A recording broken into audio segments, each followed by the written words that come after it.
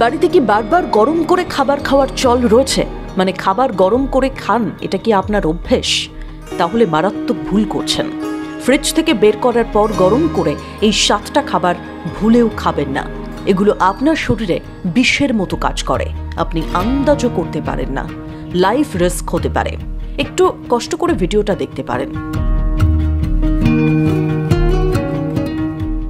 আপনার হাতে হয়তো সময় নেই, তাই একটু বেশি পরিমাণে রান্না করে ফ্রিজে খাবার স্টোর করে দিচ্ছেন। ভাবছেন প্রয়োজন হলেই ফ্রিজ থেকে খাবারটা বের করে গরম করে নিলেই তো ব্যাস। আর এখানেই আপনি যে কত বড় বিপদ ডেকে আনছেন সেটা আপনার ধারণাতেও নেই। বিপদটা শুধু আপনার নয়, যাদেরকে খাওয়াচ্ছেন মানে আপনার গোটা পরিবারের।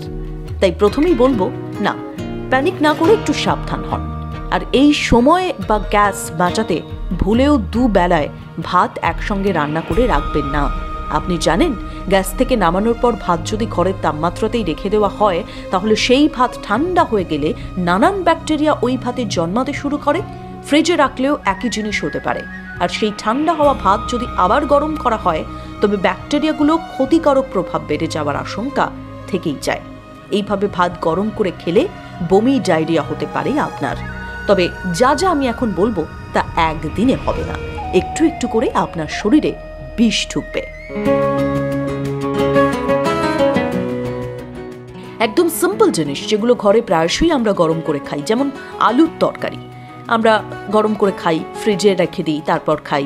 এই আলুর তরকারি বারবার গরম করে খাবেন না। এতে যে আলুর নিজস্ব পুষ্টিগুণ সেটা নষ্ট হয়ে যায়। গরম করা আলুর তরকারি খেলে পেটের সমস্যা হওয়ার মারাত্মক ঝুঁকি থাকে।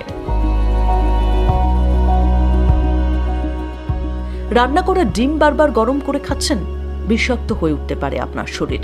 ডিমে রয়েছে নাইট্রোজেন, যেটা অক্সিডাইজড উৎপন্ন করে, ক্যান্সারের ঝুঁকি বাড়ায়। তাছাড়া গরম করা ডিমে নানান ক্ষতিকারক ব্যাকটেরিয়া জন্মায়। এসব ব্যাকটেরিয়া পেটের জন্য খুবই ক্ষতিকর। এর থেকে বদহজম বা পেটে যে কোনো অসুখ হতে পারে। তাই সেদ্ধ ডিম বা অমলেট কোনোটাই গরম করে খাওয়া যাবে না। আবার দেখবেন অনেকেই বলে বাসি মাংস নাকি গরম করে খেলে টেস্ট বেড়ে যায়। এটা একটা ভুল ধারণা, কারণ ডিমের মতো মুরগির মাংসতেও প্রচুর পরিমাণে প্রোটিন থাকে। তাই এটাও বারবার গরম করে খেলে ডিমের মতো একইভাবে আপনার ক্ষতি হতে পারে। মুরগির মাংস গরম করার সময় প্রোটিনের গঠন খানিকটা বদলে যায়, যা খেলে বদহজমের সমস্যা দেখা দিতে পারে। তাই একান্তই যদি মাংস বেশি পরিমাণে রেঁধে ফেলেন, তাহলে ফ্রিজ থেকে বের করে ঘরোয়া তাপমাত্রায় রেখে তারপর খান। শাকের ক্ষেত্রেও এই একই বিষয় প্রযোজ্য, জানেন তো? পুঁই শাক, পালং শাক, লাল শাক, যে কোনো ধরনের শাক দ্বিতীয়বার গরম করা উচিত নয়। শাক পাতায় নাইট্রেট থাকে। রান্না করা শাকের তরকারি পুনরায় গরম করা হলে ওই নাইট্রেট থেকে নাইট্রোসামাইন নামের এক ধরনের রাসায়নিক পদার্থ তৈরি হয়, যা শরীরে মারাত্মক এফেক্ট ফেলে। চা ঠান্ডা হয়ে গেলে আমরা অনেকেই গরম করে খাই। এটা একদম উচিত নয়, কারণ চায়ের মধ্যে ট্যানিক অ্যাসিড থাকে। তাই তৈরি করা চা ফের গরম করে পান করলে লিভারের ক্ষতি হবেই।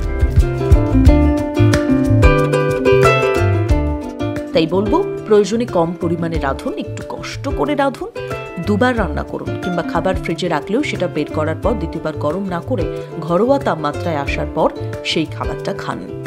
তাতে শরীরটা ভালো থাকবে। ব্যুরো রিপোর্ট, প্রথম কলকাতা।